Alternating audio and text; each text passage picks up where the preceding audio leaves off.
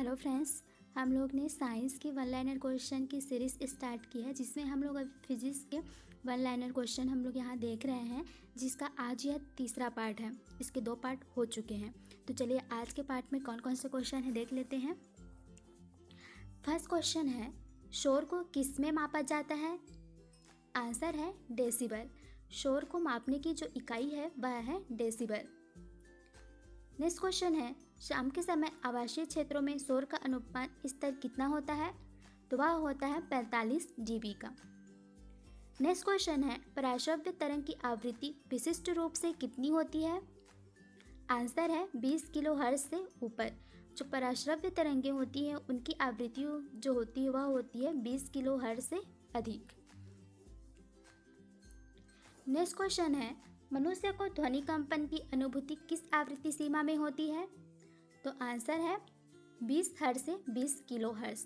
20 hertz से 20 kilohertz के बीच की जो आकृति होती है, उस आवृत्ति होती है, उसको मनुष्य महसूस कर सकता है, सुन सकता है।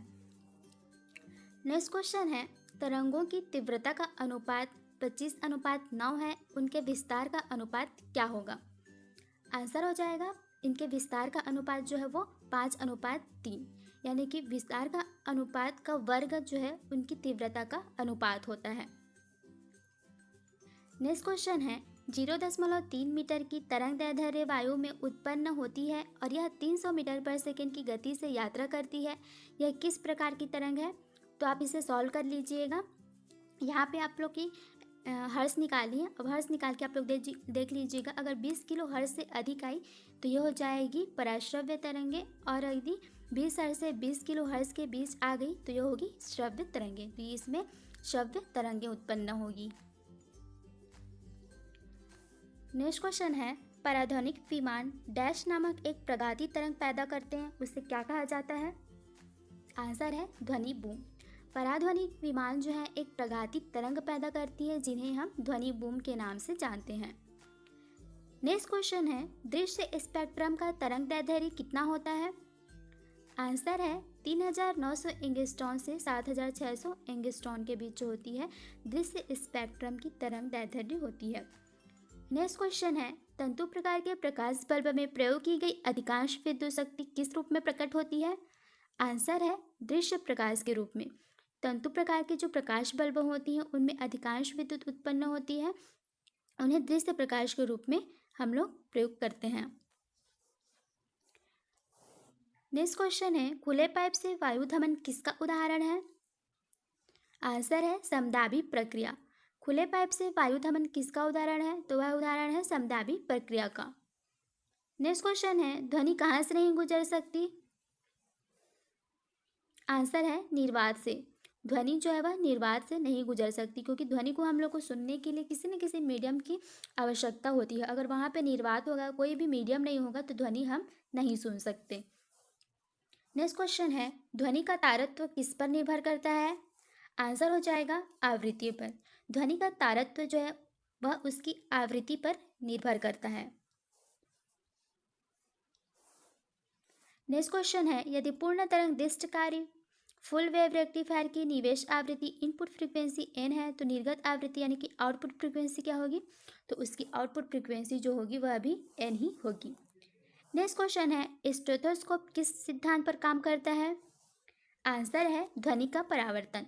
स्टेथोस्कोप जो होता है वो भी ध्वनि के परावर्तन के नियम पर काम करता है। नेक्स्ट क्वेश्चन है, किस सिग्नल के तरंग रूप का अध्ययन किसके द्वारा किया जाता है? आंसर है कैथोड किरण दोलनदर्शी यानी कि ऑसिलोस्कोप। किसी सिग्नल के तरंग रूप का जो अध्ययन किया जाता है उसे ऑसिलोस्कोप से किया जाता है। नेक्स्ट क्वेश्चन है, चमगादड़ की ध्वनि कैसी होती है? आंसर है पराश्रव्य। चमगादड़ की जो ध्वनि होती है वो पराश्रव्य तरंगे होती है। अब पराश्रव्य का मतलब क्या होता है? तो इसमें जो ध्वनि की आवृत्ति होती है वो 20 किलो हर्ट्ज से अधिक होती है, ठीक है, जिसको हम पराश्रव्य तरंगे कहते हैं। नेक्स्ट क्वेश्चन है, शिकार परभक्षियों या बाधाओं का पता लगाने के लिए चमगादड़ अथवा डॉल्फिन किस परिघटना का प्रयोग करते हैं? तो आंसर है प्रतिध्वनि निर्धारण का।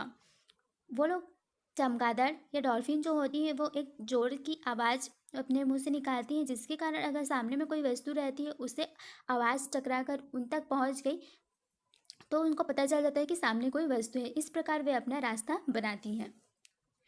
नेक्स्ट क्वेश्चन है, कोई कण एक समान गति पर कैसा होना चाहिए? आंसर है उसका वेग एक समान हो सकता है। कोई कण एक समान गति कर रही है तो उसका वेग जो है वो भी एक समान होगा। नेक्स्ट क्वेश्चन है, रेडियो तरंग के संचरण के लिए प्रयुक्त वायुमंडल का स्तर क्या है? आंसर है आयन मंडल। जितने भी रेडियो तरंगें होती हैं वो सब आयन मंडल में ही उपस्थित होती हैं। नेक्स्ट क्वेश्चन है, रेडियो संचार में प्रेषण एंटीना द्वारा उत्सर्जित संकेत प्रतिबिंब कहाँ पर होते हैं? तो ये भी आयन मंडल, मतलब रेडियो से आप लोग को जितनी भी रिलेटेड क्वेश्चन होंगे सब क्या होंगी? आयन मंडल। नेक्स्ट क्वेश्चन है, पृथ्वी की वायुमंडल की कौन सी परत रेडियो तरंगों को वापस पृथ्वी के पृष्ठ पर परावर्तित करती है? आंसर है आयन मंडल। नेक्स्ट क्वेश्चन है, जब कंपन स्वरित्र द्विभुज मेज पर रखा जाता है तो एक तेज ध्वनि सुनाई देती है, यह किस कारण से सुनाई देती है? आंसर है अवमंदित कंपन। नेक्स्ट क्वेश्चन है, फ्लोरोसेंट लैंप में चौक का प्रयोजन क्या है? आंसर है करंट के प्रवाह को बढ़ाना। फ्लोरोसेंट लैंप में जो चौक लगी रहती है उसका कारण है कि उसके करंट के प्रवाह को वो बढ़ा देता है। नेक्स्ट क्वेश्चन है, पत्थर को ठोकर मारने से व्यक्ति को चोट लगने का कारण है, तो यह किसका एग्जाम्पल हो जाएगा? आंसर है प्रतिक्रिया, यानी कि न्यूटन का थर्ड लॉ। न्यूटन का थर्ड लॉ क्या होता है? क्रिया और प्रतिक्रिया का नियम। नेक्स्ट क्वेश्चन है, साइकिल का टायर अचानक फट जाता है तो यह क्या दर्शाता है? आंसर है रुद्धोष्म प्रक्रिया। साइकिल की टायर जो है अचानक फट जाती है वह किस चीज़ को दर्शाता है? तो वह रुद्धोष्म प्रक्रिया को दर्शाता है। नेक्स्ट क्वेश्चन है, एक पहिया ठेला किसका उदाहरण है? तो उदाहरण है श्रेणी 2 के लीवर का। नेक्स्ट क्वेश्चन है, एक समान गति वाला पिंड कैसा होता है? तो वह एक समान त्वरित होता है। नेक्स्ट क्वेश्चन है, लिफ्ट में मनुष्य का प्रत्यक्ष वजन वास्तविक वजन से कम कब रहता है? आंसर हो जाएगा जब लिफ्ट तेजी से नीचे जा रही होती है। जब लिफ्ट तेजी से नीचे जा रही होती है तो मनुष्य को अपने वास्तविक वजन से कम वजन महसूस होती है। नेक्स्ट क्वेश्चन है, विषम मिश्रण से लोहे की परत को किस तकनीक से पृथक किया जा सकता है? आंसर है चुंबकीकरण। नेक्स्ट क्वेश्चन है, द्रव में चुंबकत्व का क्या कारण हो सकता है? आंसर है इलेक्ट्रॉनों की वर्तुल गति। द्रव में जो चुंबकत्व का कारण होता है वो इलेक्ट्रॉनों की उनकी वर्तुल गति के कारण होता है। नेक्स्ट क्वेश्चन है, यदि एक प्रक्षेपक का क्षैतिज परास उसकी अधिकतम ऊंचाई का 4 गुना है तो प्रक्षेपण का कोण कितना होगा? यह होगा 45 डिग्री का। नेक्स्ट क्वेश्चन है, समान चुंबकीय क्षेत्र किसमें दर्शाया जाता है? आंसर है समांतर लाइनों से। समान चुंबकीय क्षेत्र अगर हैं तो उन्हें हम पैरेलल लाइन यानी कि समांतर लाइनों से दर्शाते हैं। नेक्स्ट क्वेश्चन है, वाहनों में स्नेहक तेल का प्रयोग किस लिए किया जाता है? आंसर है घर्षण कम करने के लिए। वाहनों में जो हम लोग स्नेहक तेल का यूज़ करते हैं वो उसके घर्षण को कम करने के लिए किया जाता है। नेक्स्ट क्वेश्चन है, एक पहाड़ी पर चलते हुए वाहन का ड्राइवर गियर का अनुपात कितना रखता है? आंसर है 1 से कम। नेक्स्ट क्वेश्चन है, बस के ऊपरी डेक पर यात्रियों को इसलिए खड़ा नहीं होने दिया जाता है क्योंकि यात्री गति के जड़त्व में होते हैं। इसका ये आंसर हो जाएगा। बस के ऊपरी डेक पर यात्रियों को इसलिए खड़ा नहीं होने दिया जाता क्योंकि यात्री जो होती है उनकी गति के कारण जड़त्व में होती है। नेक्स्ट क्वेश्चन है, एक वस्तु इतनी दूरी तय करती है जो सीधे समय के वर्ग के समानुपाती हो तो इसका त्वरण क्या होगा? आंसर है अपरिवर्ती। नेक्स्ट क्वेश्चन है, जब किसी पिंड को द्रव में डुबाया जाता है तो उस पर कौन सा बल कार्यरत हो जाता है? आंसर है उत्क्षेप भार। जब किसी पिंड को द्रव में डुबाया जाता है तो उस पर जो है वह उत्क्षेप भार बल कार्यरत होता है। नेक्स्ट क्वेश्चन है, बॉल पेन सिद्धांत किस सिद्धांत पर काम करता है? तो आंसर है गुरुत्वीय बल। जो बॉल पेन होते हैं वे गुरुत्वीय बल के सिद्धांत पर काम करते हैं। नेक्स्ट क्वेश्चन है, लैंप की बत्ती में तेल किसके कारण ऊपर उठती है? आंसर है कोशिकीय घटना, केशिकत्व जिसको कहा जाता है मतलब लैंप की बत्ती में तेल जो ऊपर उड़ती है उसे केशिकत्व के कारण उड़ती है, जिसको हम लोग कोशिकीय घटना भी कहते हैं। नेक्स्ट क्वेश्चन है, टेलीविजन का आविष्कार किसने किया था? आंसर है J.L. बेयर्ड ने। टेलीविजन का आविष्कार जो है वो J.L. बेयर्ड ने किया था। नेक्स्ट क्वेश्चन है, आर्द्रता का मापन किससे किया जा सकता है? आंसर है हाइग्रोमीटर। आर्द्रता का मापन जो है हम लोग हाइग्रोमीटर से करते हैं। नेक्स्ट क्वेश्चन है, दाब के मापन के लिए किस यंत्र का प्रयोग किया जाता है? आंसर है एंड्रॉयड बैरोमीटर। बैरोमीटर की सहायता से हम लोग दाब का मापन करते हैं। नेक्स्ट क्वेश्चन है, एक दाब मापी को एक बेल जार में रखा गया है, उस बेल जार से वायु को धीरे धीरे निकालने पर क्या होता है? आंसर है पारे का स्तर घटने लगता है। एक दाब मापी को अगर हम लोग बेल जार में रखेंगे और बेल जार से वायु को धीरे धीरे बाहर निकालेंगे तो वहाँ पर पारे का स्तर जो है वह घटने लगता है। नेक्स्ट क्वेश्चन है, पवन की गति को मापने वाला उपकरण कौन सा है? आंसर है एनेमोमीटर। पवन यानी कि हवा की जो गति होती है उसे हम एनेमोमीटर से मापते हैं। नेक्स्ट क्वेश्चन है, एनेमोमीटर क्या मापने के काम आता है? तो अभी हमने देखे हैं ऊपर, जो कि पवन का वेग मापने के काम आता है। नेक्स्ट क्वेश्चन है, दूध की सघनता मापने के लिए प्रयुक्त एक उदाहरण कौन सा है? आंसर है लैक्टोमीटर। दूध की सघनता मापने के लिए एक उपकरण जो होती है वो होती है लैक्टोमीटर। नेक्स्ट है, दूध की शुद्धता किससे मापी जाती है? तो इसका भी आंसर क्या हो जाएगा आपका? लैक्टोमीटर। दूध की शुद्धता या सघनता दोनों को ही हम लोग लैक्टोमीटर से मापते हैं।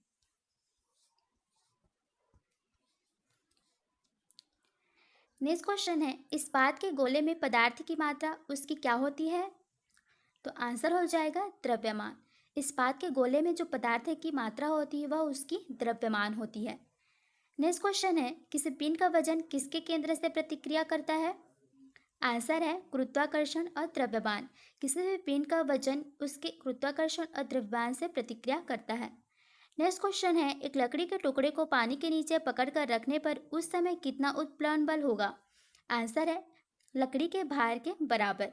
एक लकड़ी के टुकड़े को पानी के नीचे पकड़कर रखने पर उस समय उसका उत्प्लवन बल जो लगेगा वह लकड़ी के भार के बराबर लगेगा। नेक्स्ट क्वेश्चन है, जब पानी जम जाता है तो उसके घनत्व पर क्या प्रभाव पड़ता है? आंसर है घट जाता है। जब पानी जम जाता है तो उसका घनत्व जो है वो घट जाता है। नेक्स्ट क्वेश्चन है, दूध को मथने पर क्रीम अलग की जाती है, इसका कारण क्या है? आंसर है अपकेंद्रीय बल। दूध को मथने पर जो क्रीम उससे बाहर हो जाती है यानी कि अलग हो जाती है वो कौन सी क्रिया के कारण होती है? तो अपकेंद्र बल के कारण होती है। नेक्स्ट क्वेश्चन है, न्यूटन का पहला गति का नियम संकल्पना देता है, मतलब कि न्यूटन का गति का जो पहला नियम है वो किसके बारे में बताता है? आपको बताना है। तो वह बताता है जड़त्व के बारे में। नेक्स्ट क्वेश्चन है, रॉकेट किस सिद्धांत पर कार्य करता है? आंसर है न्यूटन की गति का तृतीय नियम, या कभी कभी ऑप्शन में आपको ये भी मिलेगा संवेग संरक्षण के नियम पर। तो न्यूटन की गति का तृतीय नियम और संवेग संरक्षण का नियम दोनों का ही जो लॉ है ये आपस में मिलता है, इसलिए ये दोनों ही ऑप्शन आपका करेक्ट हो जाएगा। नेक्स्ट क्वेश्चन है, एक समान वेग से चल रही गाड़ी में से एक व्यक्ति प्लेटफॉर्म पर एक गेंद गिराता है। प्लेटफॉर्म पर खड़े एक प्रेक्षक द्वारा देखा जाने वाला गेंद का पथ कैसा होगा? आंसर है परिवलयाकार। नेक्स्ट क्वेश्चन है, पृथ्वी के पलायन वेग की अपेक्षा कम वेग पर एक मिसाइल को लॉन्च करने के लिए कुल ऊर्जा कैसी होनी चाहिए? आंसर है ऋणात्मक। पृथ्वी के पलायन वेग की अपेक्षा कम वेग पर किसी मिसाइल को लॉन्च करने के लिए उसकी जो कुल एनर्जी होगी वो होगी ऋणात्मक। नेक्स्ट क्वेश्चन है, सड़क पर चलते समय किसी बैलगाड़ियों के पहियों की गति किसका उदाहरण है? आंसर है स्थानांतरी और घूर्णी गति का। सड़क पर चलते समय किसी बैलगाड़ियों के पहियों की उसकी जो गति होती है वह स्थानांतरिय गति या फिर घूर्णनी गति का उदाहरण है। Thank you.